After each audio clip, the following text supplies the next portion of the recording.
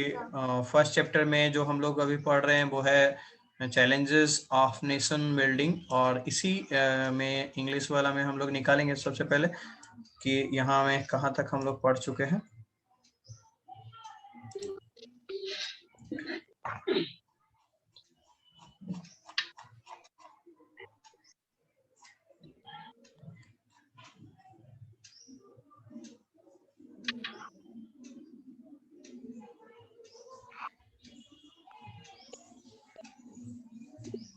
ये प्रॉब्लम तो हम लोग पढ़ चुके थे ना। प्रॉब्लम पढ़े थे क्यों, ये बताएगा कि कल कहाँ तक हुआ था। एक्चुअली लगता है मुझे ध्यान नहीं है। सर प्रॉब्लम तो नहीं पढ़े थे, प्रिंसिपल स्टेट तक पढ़े थे, integration of the principal state. अच्छा ये नहीं पढ़ते, ये पढ़ चुके थे। यहाँ से प्रॉब्लम ही एक्चुअली आज स्टार्ट होने वाला है ना। Yes sir. हाँ प्रॉब्लम ही आज स्टार्ट होने वाला है, बिल्कुल सही है।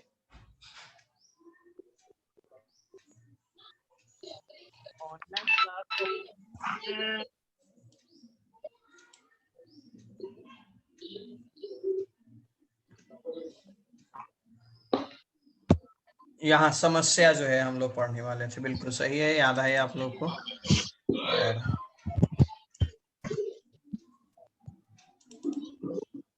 और तो प्रॉब्लम पहले कौन पढ़ेगा, कोई पढ़ना चाहेगा?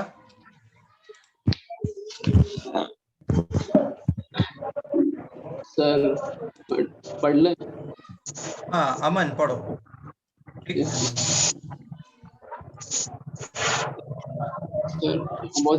तुम्हारे तरफ से साउंड बहुत ज्यादा आ रहा है शायद, या आर्यन से आ रहा था। ओके ठीक है। मेरे तरफ से तो नहीं आया। ओके नहीं, आर्यन की तरफ से आ रही थी, मैंने बंद कर दिया आवाज, उसका म्यूट कर दिया। आर्यन आप थोड़ा सा म्यूट किए हुए रहना बाबू, आपके घर तरफ से थोड़ा सा आवाज ज्यादा आ रहा है। Okay now start. The problem, just before independence, it was announced by the British that with the end of their rule over India, paramountcy of the British crown over princely states would also lapse. This meant that all these states, as many as 565 in all, would become legally independent. The British government took the view that all these states were free to join either India or Pakistan or remain independent if they so wished. This decision was left not to the people but to the princely rulers of these states. This was a very serious problem and could threaten the very existence of United India. The problem started very soon. First of all, the ruler of Travancore announced that the state had decided on independence. यहीं तक रुक जाओ। यहीं तक ऊपर वाले तक ही मैं रुकने के लिए बोल रहा था, एक्चुअली म्यूट किया होता था, नहीं सुन पाया तो थोड़ा सा तुम्हारा आवाज भी सही से नहीं आ रहा है, क्लियर है ना? सारे लोगों को दिक्कत हो रही थी तुम्हारी आवाज से सुनने में शायद। अभी देखो थोड़ा सा कोई दिक्कत नहीं है, मैं यहाँ जहाँ तक पढ़ा रहा हूँ देख लो, थोड़ा सा क्लियरिटी हो जाएगी अच्छी से। तुम यहाँ तक पढ़ चुके हो, यहाँ तक में कोई दिक्कत नहीं थी तुम्हें। कहने का मतलब है कि देखो आजादी के तुरंत पहले अंग्रेजी शासन ने यह घोषणा कर दी थी कि भारत पर ब्रिटिश प्रभुत्व के साथ ही रजवाड़े भी ब्रिटिश अधीन जो है, अगर वो रहेंगे, ब्रिटिश अधीनता से आजाद हो जाएंगे। अब यहाँ पे ब्रिटिश वाले क्या, कि भाई अंग्रेज लोग कह दिया कि जैसे ही हम यहाँ भारत छोड़कर जाएंगे, भारत को हम छोड़कर जाते हैं, तो जितने भी रजवाड़े लोग हैं वो स्वतंत्र हो जाएंगे। ठीक है, ये स्वतंत्र हो जाएंगे, ऐसा उन्होंने बोल दिया। अब जब ये बोल दिया तो यहाँ पे देखो रजवाड़ों की संख्या उस समय कितनी थी? 565 565 रजवाड़े की संख्या थी। यानी हमारे देश में छोटे छोटे जो थे, जो ये चला रहे थे, वो 565 की संख्या था। अब यहाँ पे क्या है, इसका मतलब यह था कि सभी ब्रिटिश राज में जितने भी समर्पित थे वो सभी जो है कानूनी तौर पर आजाद हो जाएंगे, और अंग्रेजी राज्य का नजरिया यह था कि रजवाड़े अपनी मर्जी से चाहे तो भारत या पाकिस्तान में शामिल हो जाएंगे, या फिर अपना स्वतंत्र अस्तित्व बनाए रखना चाहते हैं तो वो स्वतंत्र रह सकते हैं। यानी कि अब वो भारत अथवा पाकिस्तान में शामिल नहीं होना चाहते तो वो नहीं भी हो सकते हैं, और पाकिस्तान में शामिल होने या स्वतंत्र हैसियत बनाए रखने के फैसला रजवाड़े की प्रजा को नहीं करना था। सबसे बड़ा बात यही पे था कि भाई ये जो हम रहेंगे स्वतंत्र या नहीं रहेंगे, इसका फैसला किसको नहीं करना था? प्रजा को नहीं करना था। आवाज सुनाई दे रहा है किसी को? कोई दिक्कत नहीं सुनने में? No sir. अब यहाँ पे देखो भाई कि किसी को जब मेन जो राजा, अभी देखो बच्चा यहाँ पे क्या हुआ कि हम लोग अभी क्या हुआ, अंग्रेजों से आजाद हुआ था थोड़ा थोड़ा, और थोड़े का पूरे हमने आजाद कर लिया था। लेकिन यहाँ पे अब रजवाड़े जो बचे हुए हैं, जो 565 थे, अब उनके पास एक मर्जी हो गई। क्या मर्जी है? इच्छा है, इच्छा है तो मिलो की, इच्छा है तो मिलो किसी देश में, और नहीं है तो स्वतंत्र रहो। अब भाई ये प्रॉब्लम था, और स्वतंत्र रहने का भी निर्णय कौन ले रहा है? तो जो प्रजा नहीं ले सकता, यानी कि आम जनता नहीं ले रहा था। आम जनता जो है वहां का, वो नहीं ले रहा था। अब इससे का मतलब क्या समझो? इसका मतलब है कि यदि कोई पब्लिक स्वतंत्र रहता तो वो अपनी इच्छा से, स्वतंत्रता का मतलब क्या हुआ कि वो अपनी मर्जी का कुछ जो है अपना जो विचार है वो प्रकट कर सके। लेकिन यहाँ पे तो साफ साफ पता चल रहा है कि भाई अब उसका जो रजवाड़ों की प्रजा को ही नहीं करना था यह फैसला। तो यह फैसला लेने का अधिकार किसको था भाई? तो यह फैसला लेने का अधिकार था राजाओं को दिया गया था। जो उन रजवाड़ों का शासक था, रजवाड़ों का जो शासक था, उसको ये फैसला लेने का अधिकार था कि भाई हम ये जो है, जो राजा हैं, वही तुम्हारे बारे में, तुम्हारा भविष्य का निर्धारण करेंगे कि तुम भारतवासी बनोगे कि तुम पाकिस्तान वासी बनोगे, या तो तुम स्वतंत्र रहो। अब तुम्हारे पे डिपेंड नहीं है, ये हमारे पे डिपेंड है, यहाँ के राजा पे डिपेंड है। तो बताओ ऐसी स्वतंत्रता होने का क्या फायदा कि भाई अपना मतलब ही नहीं रहे। तो यहाँ पे क्या होगा कि वह अपने आप में बड़ी समस्या थी, और इससे अखंड भारत के अस्तित्व पर भी खतरा मर रहा था। अखंड का मतलब क्या था? जिसका कोई खंड खंड ना करे। खंड खंड मतलब किसको? टुकड़ों में ना बांट दे। भारत जो है अखंड, एकता और अखंडता के नाम पे हम लोग हमेशा चर्चा करते हैं, अगर कुछ भी बोलते हैं तो भारत में क्या है भाई? यूनिटी, और इसका जो है डाइवर्सिटी है ना, इसका ये होता है एकता और अखंडता। अब एकता और अखंडता का उदाहरण दिया करते हैं, और यहाँ पे भारत के जो है 565 टुकड़े पहले से ही अंग्रेज ने करके चला गया था।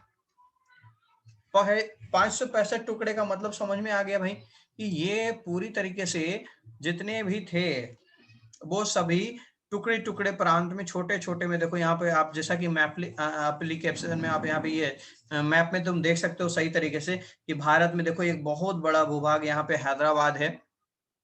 छोटा छोटा, अभी तो सभी दिखाने में तो टाइम लग जाएगा, हम लोग छोटा छोटा देख लेते हैं। यहाँ पे देखो मणिपुर, त्रिपुरा, बर्मा, ये छोटा छोटा जो असम, ये 7 सिस्टर्स तो अपने भारत के नक्शे में याद रखो कि 7 सिस्टर को हम लोगों ने पूरी कोशिश करके मिलाई अपने साथ। नहीं तो इधर ही आपको जब ज्योग्राफी पढ़ोगे ना तो आपको समझ में आएगा ज्यादा बढ़िया से, क्योंकि ये जो है ना इधर वाला जो ये जो कॉर्नर पार्ट इधर जो निकला हुआ है, हम लोग इसको 7 बहने के नाम से जानते हैं। आप लोग बढ़िया से पढ़ोगे, कोई टीचर ज्योग्राफी वगैरह जिस दिन में पढ़ाऊंगा उस दिन में इसके बारे में थोड़ा सा और आपको समझा दूंगा। मैप डिटेलिंग है इंडिया का, स्पेशली भारत के मैप के बारे में मैं किसी दिन आपको स्पेशल क्लास दूंगा, जिसमें कि पूरा भारत का मैप में मैं बताऊंगा कि किधर क्या था और किसको क्या बोलते हैं, कर्क रेखा कहाँ से गुजरती है, मकर रेखा कहाँ गुजरती है, टोटल A to Z जो सही तरीके से। लेकिन अभी फिलहाल जो मैं समझाना चाह रहा हूँ ये समझो कि छोटा छोटा जो है ये टुकड़ा जो है इधर उधर से जो भी बन रहा था वो यहाँ पे इन लोगों को मिलाना, बंगाल, बिहार, बनारस, ये सभी जो भी दिखाई दे रहे हैं ये सभी जो थे अपने अपने में अलग अलग था। लेकिन यहाँ पे मेनली जो था वो हैदराबाद जो हमें दिक्कत किया। ऊपर से आपका यहाँ पे आ जाए तो जम्मू कश्मीर है ना, गिलगिट भी देखो अपने भारत के ही प्रांत में था। तो इसीलिए मैं बताऊं कि गिलगिट ये जो है हमेशा चर्चा में आता है। अगर जम्मू कश्मीर पूरा आ जाता तो वो गिलगिट भी जो है भारत पाकिस्तान से आजाद होना चाहता है, वो पाकिस्तान में रहना नहीं चाहता है। तो इस तरीके से और भी ऐसे सेक्टर थे। बलूचिस्तान, इधर देखो ये पाकिस्तान वाला ही एरिया, इधर पश्चिमी पाकिस्तान इधर चलता है और पूर्वी पाकिस्तान किधर चलेगा, तो इस साइड में चलता था। दोनों का डिफरेंस यहाँ पे बस यही था बड़ा हुआ। और इस तरीके से जितने भी राज्य छोटे छोटे जो थे वो मिलना चाहते थे, गोवा वगैरह सारा कुछ था जो यहाँ पे छोटा छोटा मैं तुम्हें बता रहा हूँ बस अभी फिलहाल। अब आगे हम लोग आते हैं कि मेनली इसमें करना क्या था, किया क्या था भाई। यहाँ पे एक छोटा सा कार्टून भी है कि क्या जर्मनी की तरह हम लोग भारत और पाकिस्तान के बंटवारे को खत्म नहीं कर सकते। जर्मनी में बंटवारा खत्म हो गया था जो, यहाँ पे ये बता। तो मैं तो अमृतसर में नाश्ता और लाहौर में लंच करना चाहता हूँ। ये लड़का जो है बोलता है कि मैं अमृतसर में नाश्ता करूंगा और लाहौर में लंच करना चाहता हूँ। तो ये कहता है क्या यह बेहतर नहीं होगा कि हम एक दूसरे को स्वतंत्र राष्ट्र मानकर रहना और सम्मान करना सीख जाएं। देखो ये दोनों, इनका एक बच्ची का यहाँ पे ये कहना चाहते हैं कि भाई दोनों क्या मिलकर नहीं रह सकते। अब मिलकर रहेंगे कैसे, यहाँ पे दोनों के लोगों में जो है मेंटेलिटी कहाँ है, तुम्हारे बच्चे जैसा है, ये समझदारी है ना। अभी तो डेट में जो है बड़े लोगों की समझदारी बच्चों से अलग होती है, क्योंकि बच्चे जितना सेंसिटिव रूप से सोच कर इमोशनली सोचते हैं, बड़े बुजुर्ग इतना इमोशनली नहीं होते। अब आगे की बात करते हैं यहाँ पे जो हम लोग चर्चा कर रहे थे। कहता है कि समस्या ने जल्द ही अपनी तेवर दिखाना शुरू कर दिया। सबसे पहले क्या कर दिया, ये त्रावणकोर के राजा ने अपने राज्य को आजाद रखने की घोषणा की। भाई अंग्रेज जो है, मतलब एक होता है ना कि चला गया तो ऐठन भी चला जाए, लेकिन यहाँ पे है कि सांप मर गया लेकिन ऐठन वही है, रस्सी जल गई पर ऐठन वही है। ये कहावत यहाँ पे होता है ना कि रस्सी जल गई पर ऐठन, ऐठन देखते हो जब रस्सी जलती है तो उसका ऐठन जिस तरीके से जैसे जैसे बना हुआ होता है। हाँ अब यहाँ पे, हाँ रस्सी जल गया ऐठन वही है, नहीं पढ़े हो होता है सर? क्या सर हम तो बल जानते हैं, बस ये एंथम फर्स्ट टाइम सुन रहे हैं। रस्सी में ऐठन नहीं होता है, उसी तरीके से मैं बोल रहा हूँ। कहने का मतलब यहाँ पे तात्पर्य समझो, छोड़ो रस्सी और रस्सी हटा दो। यहाँ पे समझो ये कि अंग्रेज जा रहा था, ठीक है, अब वो जा रहा था तो वो चला जाता, लेकिन यहाँ पे क्या है कि जाते जाते भी उसने अपना एक नया तेवर दिखा दिया था कि उन लोगों में एक नया बीज जो है, मतलब आखिरी आखिरी तक जो है टॉर्चर करने के लिए भारत को पूरी तरीके से वो छोड़ा नहीं था। एक तो बंटवारा कर दिया, बंटवारा के बाद भी इसने नए तरीके का बंटवारा के लिए स्वतंत्रता छोड़ दिया कि भाई जितने भी रजवाड़े हैं 565, कितने रजवाड़े थे 565, जितने भी रजवाड़े हैं वो चाहे तो स्वतंत्र रह सकते हैं। अब ऐसा बोल देने से जितने भी रजवाड़े के जो मालिक थे, और उसके भी ऊपर भी किसका, इसका निर्णय किस पे होना चाहिए, राजा को लेना है। मतलब यहाँ पे समझो ये पूरी तरीके से ये क्लियर कर दिया था कि फिर से एक नया बीज जो है, मतलब लड़ाई का जो है बो के चला जाना नहीं, वही ना हुआ। अब यहाँ पे था कि उसमें शुरुआत में जो है त्रावणकोर के जो राजा थे उन्होंने कहा कि मैं स्वतंत्र रहूंगा, इसका घोषणा उसने कर दिया। अगले ही दिन जो है हैदराबाद के निजाम ने भी ऐसी ही घोषणा कर दी। दिखाए थे तुमको हम हैदराबाद, देखो हैदराबाद में क्या है, इतना बड़ा आबादी इसका था, इतना बड़ा आबादी है भाई, इतना बड़ा क्षेत्र इसका जो है वो हैदराबाद का बड़ा हुआ था। अभी तो इसमें मद्रास वगैरह सब मिल गया, लेकिन इससे पहले जो है वो अकेले था। तो जाहिर सी बात है आगे हम पढ़ेंगे कि तुमको किस तरीके से इसमें ज्यादा मिला है, हैदराबाद किस तरीके से, हैदराबाद का कितना टुकड़ा हुआ है, ये भी हम तुम्हें इसी में बता देंगे। लेकिन अभी फिलहाल ये जानना है कि भाई हैदराबाद के निजाम ने क्या कर दिया, क्या घोषणा किया कि मैं स्वतंत्र रहूंगा।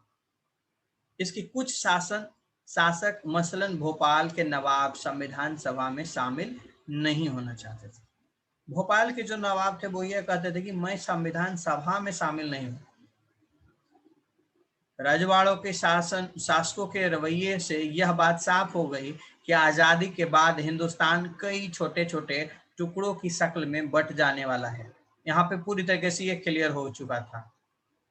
यही लाइन जो है यहाँ पे है, the problem started very soon. First of all the ruler of Travancore announced that the state had decided on the independence। और नेक्स्ट डे जो है जो निजाम जो था वो उसने भी बोल दिया था कि Hyderabad made a similar announcement at the next day. Ruler like the Nawab of Bhopal were averse to joining the constitutional assembly। उसने बोला कि हम नहीं ज्वाइन करेंगे। This response of ruler of the princely statement meant that after independence there was a very real possibility that India would get further divided into a number of a small country. था ना भाई, छोटा छोटा एकदम part में बढ़ जाएगा. The prospectus of the democracy for the people in this state also look bleak. This was a strange situation. ये क्या था भाई? कहता है कि यह लोकतंत्र का भविष्य अंधकार में जान पड़ रहा था और भारतीय स्वतंत्रता संग्राम का लक्ष्य एकता और आत्मनिर्भर के साथ साथ लोकतंत्र का रास्ता अख्तियार करना था. अब यहाँ पे भाई बड़ा बड़ा मतलब चुनौती था, बहुत ही क्रिटिकल सिचुएशन हो चुका था. यहाँ पे कहता है कि ऐसे इसे देखते हुए यह स्थिति अपने आप में बड़ी विचित्र थी कि अधिकतर रजवाड़ों में शासन अलोकतांत्रिक रीति में से चलाया जाता था और रजवाड़ों के शासक अपनी प्रजा को लोकतांत्रिक अधिकार देने के लिए तैयार नहीं था. देखो, अलोकतांत्रिक का मतलब तो तुम्हें अच्छी तरीके से पता है ना. अलोकतांत्रिक का मतलब क्या होता है? अलोकतांत्रिक का मतलब नॉन डेमोक्रेटिक, यही है ना. मतलब एज वेल एज ये जो है इंडिपेंडेंस रहना चाहता था, यहाँ पे नॉन डेमोक्रेटिक है ना. नॉन डेमोक्रेटिक का मतलब क्या होता है भाई? कि वो जो शासन चला रहा था, वह जो निर्णय लेता था वो जनता से पूछ कर नहीं लेता था. वह जो काम करता था वो जनता के हित में हो ना हो अपनी मर्जी से राजा जो है पहले लिया करता था. अब यहाँ पे क्या है, लोकतंत्र में डालने का मतलब क्या है भाई? पहले से पता है. अब्राहम लिंकन का परिभाषा किसको किसको नहीं याद है वो हमें जरा बोलेंगे. जिसको याद है वो बोल दे. अब्राहम लिंकन का परिभाषा एक बार बोल दे कि अब्राहम लिंकन जी ने क्या कहा था लोकतंत्र के रूप में. लोकतंत्र का मतलब क्या होता है अब्राहम लिंकन के अनुसार? कौन बोलेगा? कौन बोलेगा? देखते हैं. संजना बोलना चाहिए. संजना, रोहित, ऋषभ, कोई भी बोलेगा. मैं तीनों का नाम ले रहा हूं यहाँ पे, एक किसी एक का नहीं. आर्यन,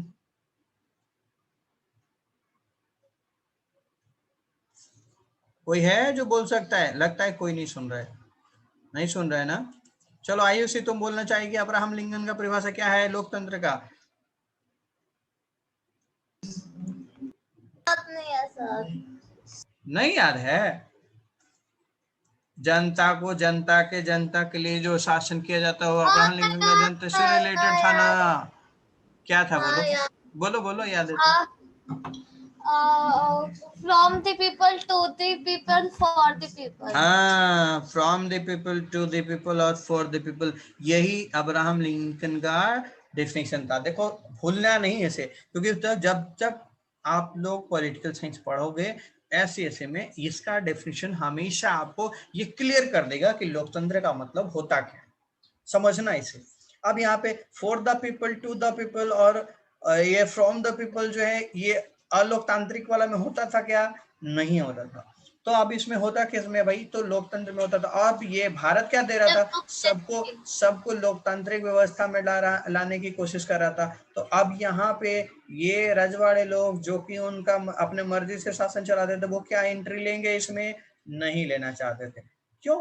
क्योंकि भाई इसमें इनका स्वतंत्रता छीन जाएगा पूरे तरीके से. ये जनता के लिए चला जाएगा. वो जनता में जाएगा तो जाहिर सी बात है सबको पता है कि जनता क्या चाहता है. जनता तो यही चाहेगा कि जितना जितना हो सके सबको मिले, सबको बराबर मिलते चले जाए. अब यहाँ पे क्या है? अब यहाँ पे देखो सरकार का नजरिया क्या था. ये बहुत बड़ा अब विचार है यहाँ पे कि भाई सरकार क्या सोच रहा था, यहाँ पे गवर्नमेंट अप्रोच क्या. तो इसको पढ़ो. आयुषी, तुम पढ़ना चाहती तो पढ़ो.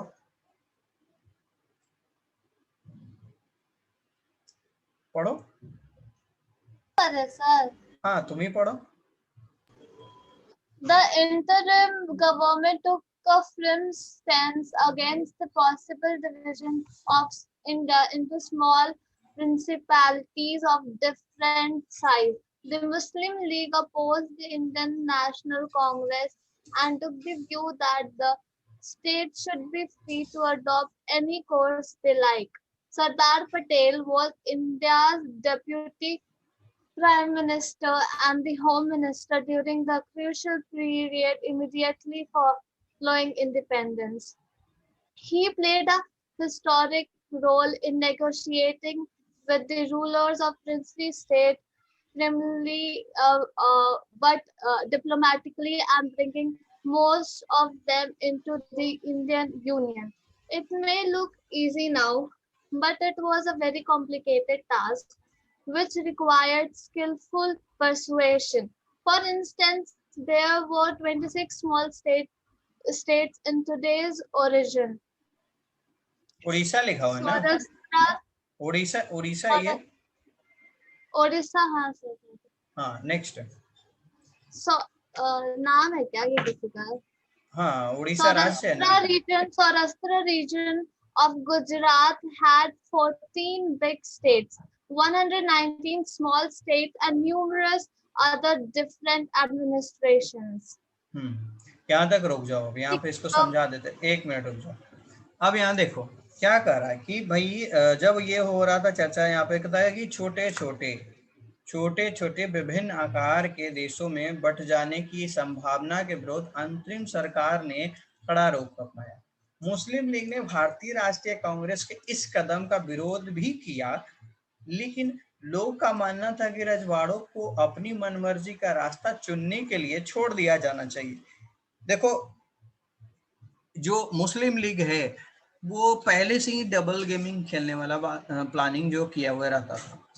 अब वो चाहता था कि देखो ये इन लोगों को जो हमारे साथ में नहीं थे उनको अपना अधिकार अपने मर्जी से ले लेना चाहिए। भारतीय राष्ट्रीय कांग्रेस का इसलिए उन्होंने विरोध किया कि अपने निर्णय लेने दो, अपनी मर्जी का रास्ता चुनने दो, जिसको चुनेगा उसको। ये हो रहा था कि भाई अभी इसी में मैं तुम्हें बताऊंगा कि देखो क्यों पाकिस्तान जो है वो जम्मू कश्मीर को अपना मानने लग गया था, फील करने लग गया था। मैं इसके बारे में भी तुम्हें चर्चा करूंगा। अभी थोड़ा सा सिर्फ मैं यहाँ पे तुम्हें आगे बता रहा हूँ, इसको समझना। रजवाड़ों को अपना मन मर्जी का रास्ता चुनने के लिए छोड़ देना चाहिए, ये किसका कहना था? मुस्लिम लीग वालों का कहना। क्योंकि अब यहाँ पे रजवाड़ों को ऐसा क्यों कहना चाहता था? कोई बोलेगा ऐसा क्यों कहना चाह रहा था? वो क्यों चाहता था कि अपनी मर्जी से छोड़ दिया जाए? कोई कहेगा, कोई बताएगा कुछ? देखो तुम लोग जब पढ़ते हो क्लास में, पढ़ने का मतलब सिर्फ इतना नहीं होता कि सिर्फ टीचर की जो है लेक्चर सुनते चले जाएं और अपना कुछ नहीं विचार दे रहे। आप लोग जब सुनते हो तो आप अपना मन का भी थोड़ा सा बात कर लिया करो। सिर्फ प्रधानमंत्री थोड़ी ना मन की बात करेंगे, तुम लोग भी कर सकते हो हमारे क्लास में। बोलो क्वेश्चन क्या था सर? क्वेश्चन यही है कि मुस्लिम लीग ऐसा क्यों चाहता था कि अपनी मर्जी का रास्ता चुनने के लिए उन्हें छोड़ दिया जाए। अपना विचार प्रकट करिए, यहाँ पे कोई किताबी भाषा नहीं होनी चाहिए। अपना विचार, तुम क्या समझती है इससे, वो क्या चाह रहा था, इसका मंशा क्या थी, इस लैंग्वेज का, इसका समर्थन देने का क्या मतलब था? सर सत्ता कब्जा करने के लिए बिल्कुल वो यही चाह रहा था। वो ये चाह रहा था कि अगर हम इस तरीके से कर देंगे तो जैसे कि देखो हम तुम्हें पहले बता चुके कि जम्मू कश्मीर पे पाकिस्तान हावी किया था, अपना हमला किया था। जैसे ही भारत आजाद हुआ, स्वतंत्र हुआ, पाकिस्तान गया, कुछ समय के बाद पाकिस्तान अपना फौज जुटाया और सीधा जो है जम्मू कश्मीर पे अटैक कर दिया। अटैक किया था ना तुरंत ये। अब अटैक करने का मतलब यही था कि भाई इस पे जो है ले लेना है तुरंत, इसको अपने कब्जे में कर लेना है। पाकिस्तान जम्मू कश्मीर को अपना सरताज समझता था, लेकिन ये तो पहले से ही हमारे भारत की ताज रह चुकी है, तो सरताज समझने से किसी को क्या होगा? हमारा ताज थोड़ी ना कोई निकाल लेगा। इस वजह से हमने इसको अभी तक नहीं दिया और उम्मीद करते हैं कि हम आगे भी कभी इसे नहीं देंगे, अगर हमारे राजनेता बिचौलिया नहीं बनेंगे तब। क्योंकि देखो अपने देश में ना आर्मी, एयरफोर्स, नेवी और भी बड़े बड़े आईएएस, आईपीएस जितने भी पावर है ना, सभी सुपर पावर है, सभी सुपर पावर है। लेकिन अपने यहाँ का जो है ना वो पॉलिटिक्स इतनी गंदी है, ये पॉलिटिक्स हमारे देश में आर्मी जो भी सुपर पावर्स है हमारी, ये सुपर पावर्स है। क्या है ये? हमारे सुपर पावर्स है। सुपर पावर्स को सही तरीके से सुपर फ्लॉप बनाने का काम ये पॉलिटिक्स करता है। मैं आपको बता दूं यहाँ पे कि एक समय था कि जब हमारा भारत आजाद हो रहा था और ये जम्मू कश्मीर पे पाकिस्तान जब हमला किया था, हमारे आर्मी सेना ने इसको लाहौर तक जाके रगेद दिया था, लाहौर तक भगाया था। अब इतने में पंडित जवाहरलाल नेहरू ने फोन जो है वो दूरभाष में अपना ये रेडियो में अपना परिभाषण दिए थे कि उनको रोके थे हमारे भारतीय सेना को कि आप यहाँ से घूम के चले जाओ, मूव करके चले जाओ, नहीं तो आज हम लोग लाहौर तक रहते। अब आगे की बात, तो यहाँ पॉलिटिक्स के कारण ही गिरा हुआ जो है सरजमीन पे हम लोग हर बार गिरते हैं, और हमारे जितना भी सेना है हार नहीं मानती है, उन्हें हराया जाता है जबरदस्ती, और हराने वाला उनको कोई बाहरी वाला सेना नहीं होता, अपना ही देश का पॉलिटिक्स का गद्दार लोग होते हैं। ठीक है, अब आगे की बात, रजवाड़ों के शासकों को सम्मान मनाने और समझाने का श्रेय देखो देखो कोई ऐसा नहीं है, स्टार्टिंग से ही पॉलिटिक्स अपने पास जबरदस्त रही है, और इनका आज हम लोग यूनिटी जो है, अगर आज हमारे देश में भारत में अगर अखंडता बना हुआ है, तो उसमें सबसे बड़ा रोल, सबसे बड़ी भूमिका जो थी वो किनका था? सरदार वल्लभ भाई पटेल का था, जो उस समय हमारे भारत में क्या थे? डिप्टी प्राइम मिनिस्टर भी थे, और क्या थे? गृह मंत्री थे। गृह मंत्री थे कि होम मंत्री थे? क्या थे sir? Home minister. Home minister और गृह मंत्री दोनों बराबर ही हैं, मैंने ऐसे ही बोला था। ठीक है, अब देखने का मतलब है कि इनके पास इन्होंने बहुत बड़ी भूमिका निभाई थी। रजवाड़ों को उन्होंने भारतीय संघ में शामिल होने के लिए मतलब राजी कर लिया था। आज यहाँ यह आसन जान पड़ा, इसी वजह से ना इन्हें यूनिटी ऑफ स्टैचू जो बनाया गया है, इनका ही यह है तुम्हारा स्टैचू है ना, यूनिटी ऑफ स्टैचू के नाम से जो बना हुआ है, कहाँ पे है सर? नर्मदा वैली तरफ है, गुजरात में। क्या बात है, ये जी के साफ साफ रखना है, क्योंकि भविष्य में भी पूछता है यूनिटी ऑफ स्टैचू कहाँ पे है, कितना फीट लंबा है बच्चा? अच्छा छोड़ दो, ये बड़ी डीपली क्वेश्चन है, नेक्स्ट डे के लिए याद रख लेना, कभी किसी दिन और पूछ लेंगे, है ना। इसके लिए बड़ी चतुराई और युक्तिपूर्ण पहलकदमी की जरूरत थी। मिसाल के तौर पर आज के उड़ीसा में ही तब 26 और छत्तीसगढ़ में 15 छोटे छोटे रजवाड़े थे। कितना था उड़ीसा में? कितना था देख लो, 26। उड़ीसा में कितना था? 26 था, मिसाल के तौर पे। और अभी जो ये छत्तीसगढ़ में जो कितने थे? वो 15 थे। सौराष्ट्र में 14 बड़े और 119 छोटे रजवाड़े और अन्य अनेक प्रशासनिक तंत्र थे सौराष्ट्र के जगह। अब अलग अलग ये सेक्टर मिल रहा है। अब कह रहा है देसी रजवाड़े की इसी चर्चा से 3 बातें सामने आती है। पहली बात क्या आती है? पहली बात मैं बोल रहा हूँ, यहाँ पे देख लेना, मैं पहली बात बोल रहा हूँ। पहली बात क्या थी भाई? पहली बात क्या थी, इसको जान लेते हैं। फर्स्ट वाला बात क्या था? तो पहली बात यहाँ पे थी कि यह कि अधिकतर रजवाड़ों के लोग भारतीय संघ में शामिल होना चाहते थे। सबसे बड़ी बात यहाँ पे ये है कि अधिकतर रजवाड़े लोग कहाँ शामिल होना चाह रहे थे? भारत में शामिल होना चाह रहे थे। अधिकतर रजवाड़े लोग कहाँ शामिल होना चाह रहे थे? बोलोगे?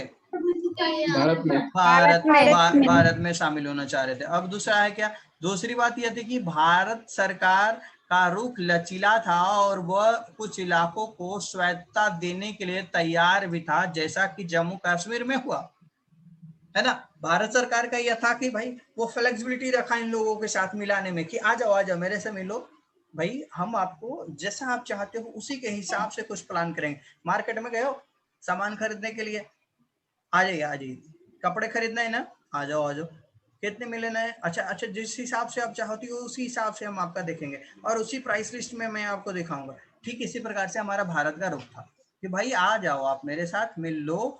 दूसरी बात ये थी कि भारत ने कुछ लचीला रुख रखा था।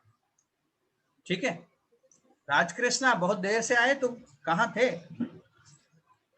भारत सरकार ने विभिन्नताओं को सम्मान देने और विभिन्न क्षेत्रों की मांगों को संतुष्ट करने के लिए यह रुख अपनाया था। देखो भारत ने ऐसा क्यों अपनाया था, ये फ्लेक्सिबिलिटी क्यों की थी? भारत ने क्या किया था कि भाई भारत सरकार ने विभिन्नताओं को सम्मान देने और विभिन्न क्षेत्रों की मांगों को संतुष्ट करने के लिए यह जो है वो रुख अपनाया था। यहाँ पे समझ में आ रही है, क्लियर बात है कि दूसरी बात क्या था भारत का सबसे बड़ा, कि भाई भारत जो था फ्लेक्सिबिलिटी दिया इन लोगों को, इस वजह से ये लोग जो है हमारे साथ जुड़ने के लिए रेडी थे। समझ में आ रहा है बात? समझ में आ रहा है? तीसरा, राजकृष्ण तुम कहाँ थे जी? मैं पूछ रहा हूँ दोबारा तुमसे। तीसरी बात ये थी कि विभाजन की पृष्ठभूमि में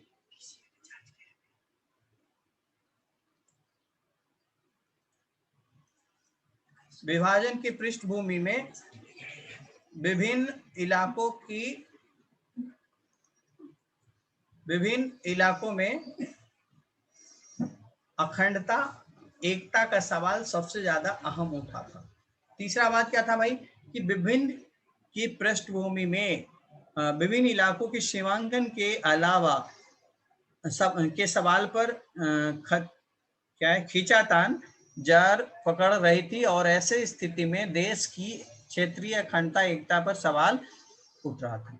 ये तीन बातें जो है मेनली यहाँ पे रखा गया है। अब आगे देखते हैं कि क्या होता है भाई, आगे क्या होगा इसमें समय। तो शांतिपूर्ण जो है बातचीत हुआ, शांतिपूर्ण ढंग से बातचीत की जाए। अब यहाँ पे कि जरिए लगभग सभी रजवाड़े जिनकी सीमाएं आजाद हिंदुस्तान की नई सीमाओं से मिलती थी 15 अगस्त 1947 से पहले ही भारतीय संघ में शामिल हो गए। जो था उसका 15 अगस्त को ही जो है शामिल कर दिया गया। अब आगे की बात हम लोग करते हैं। एक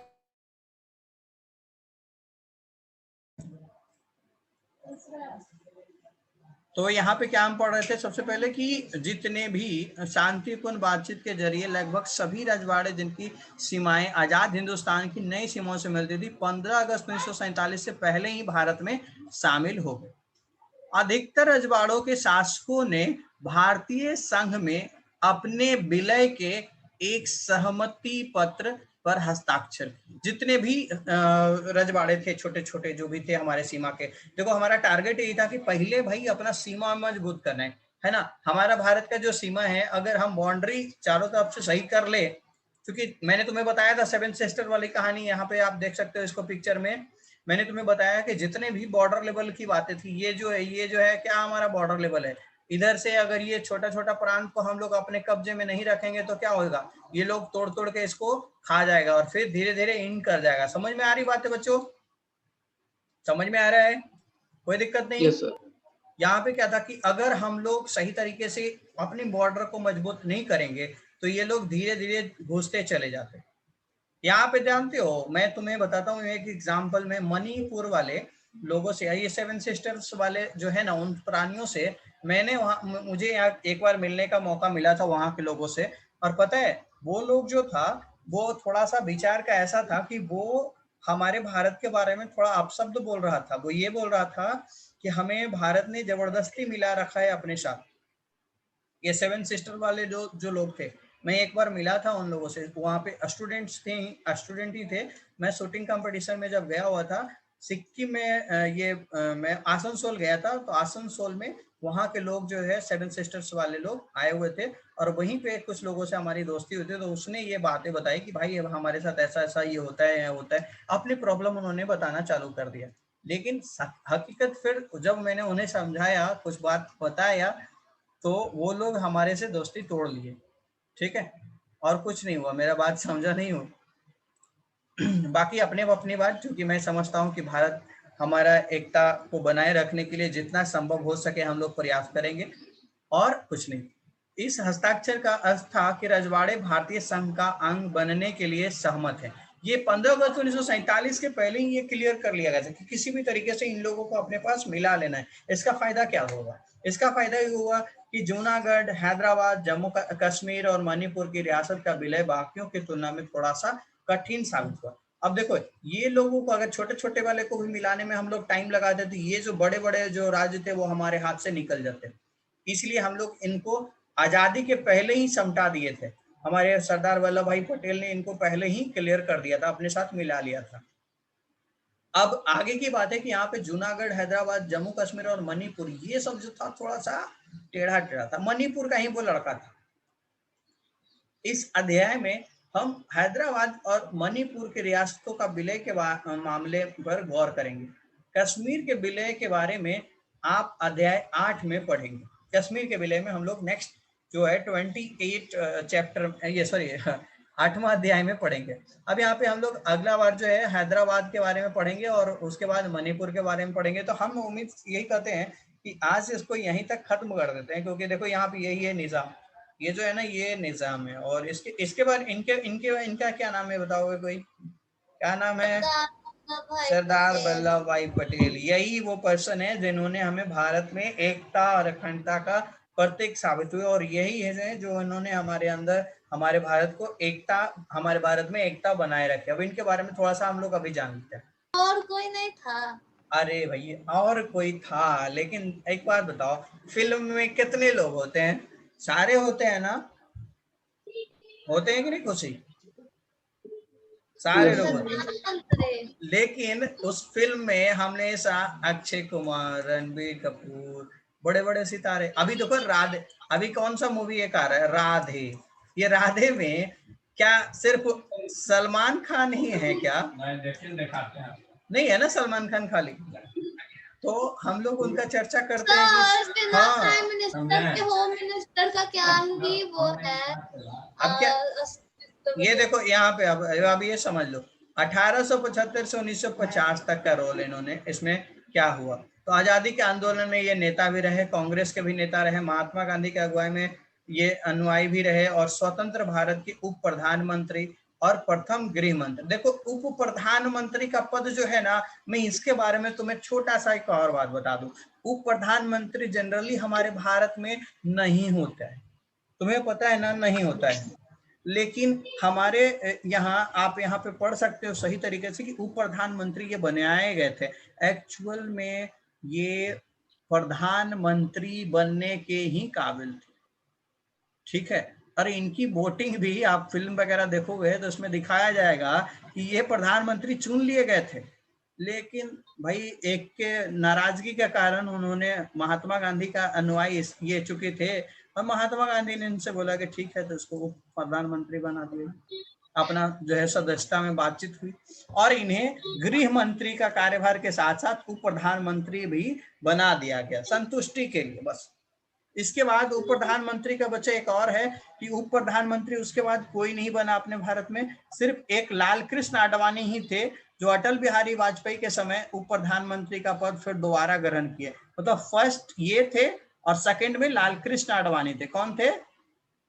एल के आडवाणी, ठीक है। और बाकी सारे लोग आप कहीं भी पता कर लो, आपको ज्यादातर ये इनके बारे में कोई और तीसरा उप प्रधानमंत्री तुमको नहीं मिलेगा। हाँ, एगो लाल कृष्ण आडवाणी के बारे में मिलता है और इनके बारे में मिलता है, लाल कृष्ण आडवाणी, एल के आडवाणी, ठीक है। प्रथम एल के आडवाणी को ही लाल कृष्ण आडवाणी हमने बोला है। अब इसमें लास्ट ये खत्म होने वाला है, तो समझ लो इसमें कि ये उन्होंने महत्वपूर्ण भूमिका किसमें निभाई? मौलिक अधिकार, अल्पसंख्यक, प्रतिसंबंध आदि के संबंधित में संविधान सभा की महत्वपूर्ण समितियों के सदस्य भी ये रहे हैं। तो आज के लिए मैं यही क्लास खत्म करूंगा। नेक्स्ट डे में आऊंगा फिर नेक्स्ट टॉपिक लेकर, वो टॉपिक होगा हैदराबाद।